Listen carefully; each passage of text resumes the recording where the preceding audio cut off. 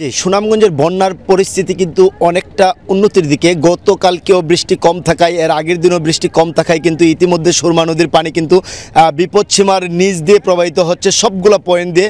তবে আমি এখন দাঁড়িয়ে আছি সুনামগঞ্জের তাহিরপুর উপজেলার যেই টেকের ঘাট যেই এলাকা রয়েছে, আপনারা দেখছেন এই এলাকা দিয়ে কিন্তু সুনামগঞ্জের যে এই যে ছড়া দিয়ে যেই পানিগুলা প্রবাহিত হয় এবং সেই পানিগুলাই কিন্তু সুরমা নদী হয়ে কিন্তু এই পানিগুলো হাওরে গিয়ে প্রবেশ করছে। ইতিমধ্যে হাওরের পানি কিন্তু একটু স্তম ধরে আছে, যে কমছে না। কিন্তু আরেকটি বিষয় আপনাকে জানিয়ে রাখি, ইতিমধ্যে কিন্তু আমরা রৌদ্রের দেখা পেয়েছি, যার ফলে কিন্তু দেশের বিভিন্ন জায়গা থেকে কিন্তু পর্যটকরা সুনামগঞ্জে আসা শুরু করেছে। ইতিমধ্যে অনেক পর্যটকরা কিন্তু সুনামগঞ্জে তারা কিন্তু এসে ভ্রমণ পিপাসী যে মানুষগুলো রয়েছে তারা কিন্তু সুনামগঞ্জে আসছে।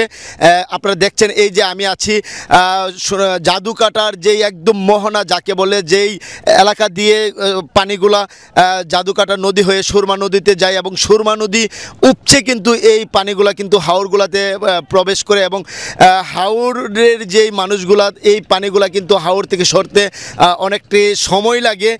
তবে একটি কথা বলতে গেলে যে এখন পর্যন্ত সুনামগঞ্জের বন্যার পরিস্থিতি উন্নতির দিকে এবং ওয়েদার ভালো থাকায় কিন্তু মানুষজনের মধ্যে একটি স্বস্তি ফিরে এসেছে। তো এই ছিল আমার কাছে সুনামগঞ্জের বন্যার পরিস্থিতির এখন পর্যন্ত সর্বশেষ।